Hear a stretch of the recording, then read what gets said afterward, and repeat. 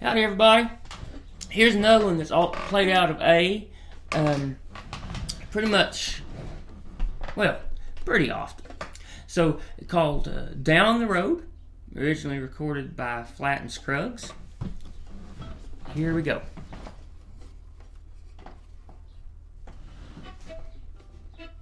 So, it'd be something like...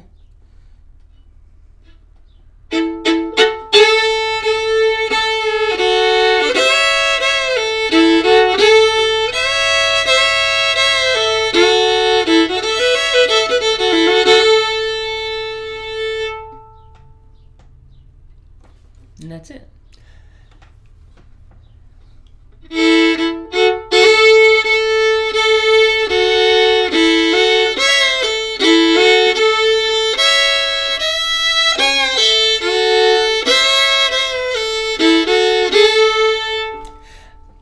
Played a little bit differently, but that's the melody. And so here's what we can play to play it authentically.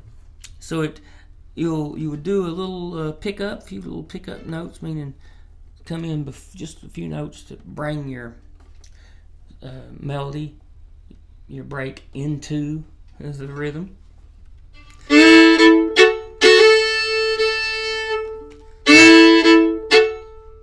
And so that's an E, F sharp, and you notice I'm doubling up the drone string there with the A. You don't have to do that. You can.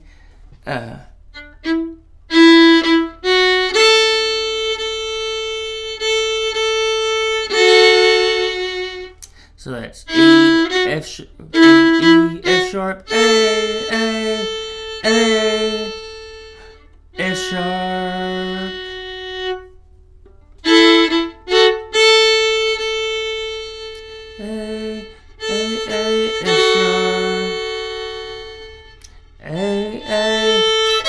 C sharp, A, E, F sharp, A.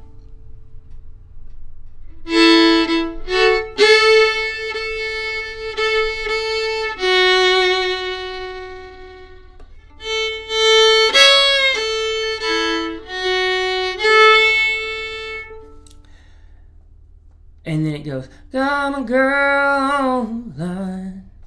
So that comes up to your 3 note here.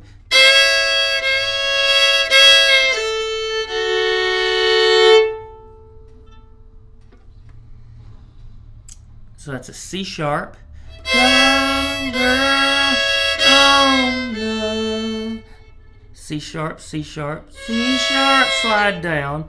A, F sharp. And then you go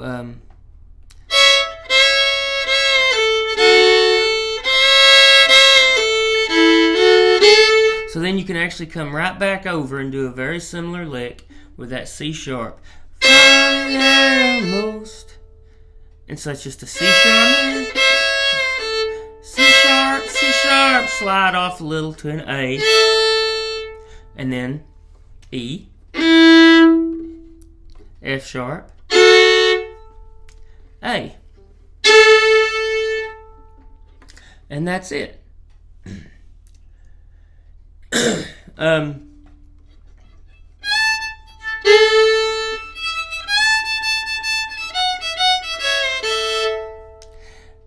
Now what you'll notice, if you'll listen to, for instance, if you look up the Earls of Leicester, who did a great version of this, and they actually have Johnny Warren, who's Paul Warren's son, playing Paul's original fiddle on all these tracks. You know, it's Jerry Douglas and Sean Camp, and it's just fabulous, fabulous.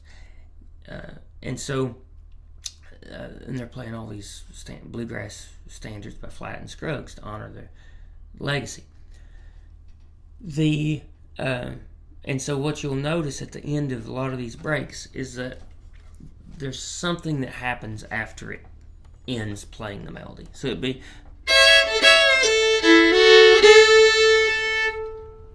and then it's something like,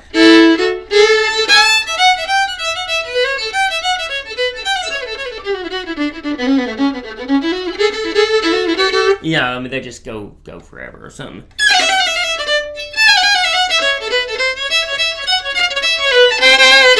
Something that was ridiculous, but it's not that. But you know, something that just feels a little bit wilder and but still in the scale. So what you can do if you want to try that, to do a tag like that. So you could do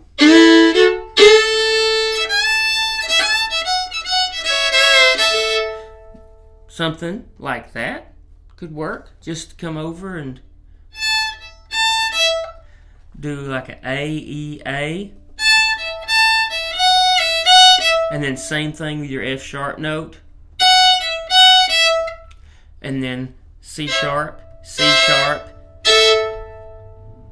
A.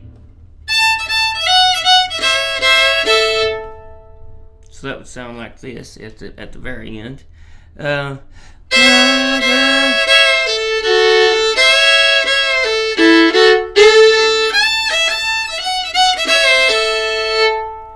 Put a little different rhythm on it, didn't I?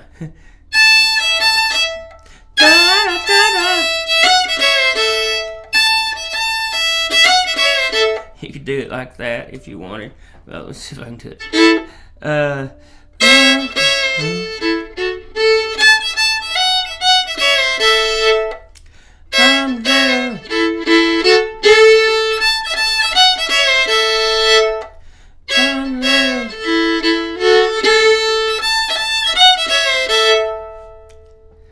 Something like that. Now let's see. So things that you can add into this tune, things to think about. This is a great time to practice fifths. And so, what do I mean by that? Well, fiddle is tuned in fifths. For instance, if we start on a G and count up G, just our scale notes, let's say out of the G scale, it would be G, A, B, 3, 4 is C, and 5 is our next note of D. If we start on D and count up, say, D scale, D, E, F sharp, G, 5 is A. If we start on A, you guessed it, A, B, C sharp, D, E. So it's tuned in fifths. And that means anytime you put down any finger and play straight across, so you play the same, use one finger to make a note in the same spot on two different strings. So here it's a B, or sorry, an E with a B. That's a fifth. Okay? But where it's fun to use that lots of places, but one of the places where it's very useful in these songs and to give this authentic feel is when you play the third note in the scale, because you can catch, even though it's dissonant, okay, that's part of what adds to it. And by dissonant, I just mean you know, when you play this, I'll give you an example. Here we go.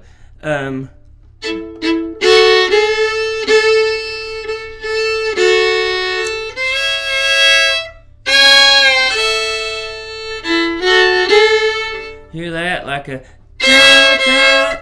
And then when you're sliding down, catch them both together, and it says wah, wah.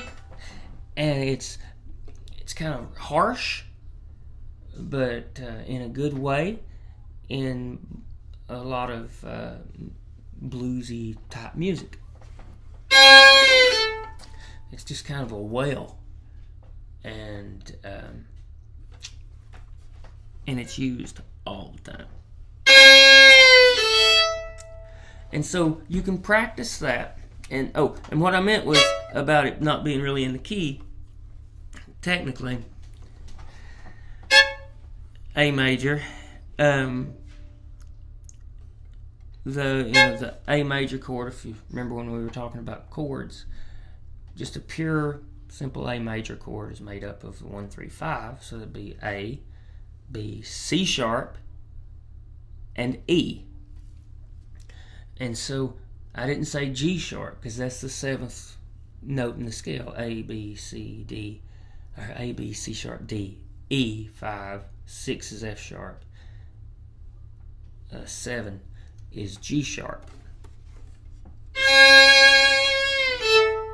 Now, for you out there, you might be saying, yeah, for y'all that know chords, you're like, yeah, but that's really just you add in the G sharp and you create a major 7. Yes, that is very true, but we not really use a lot of major 7s in bluegrass like you do in jazz. If you don't know what that is, just forget about it for right now.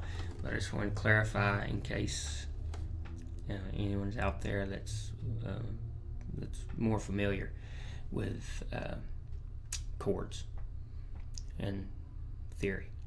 And so, but anyway, you get that dissonance to that 5th. And you can apply it on all those songs, like Blue Moon in Kentucky.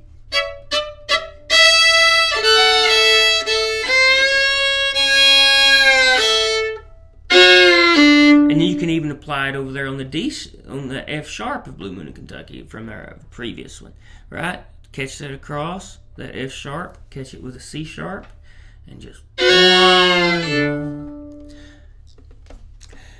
So that's a super important tool in the toolbox of bluegrass fiddling.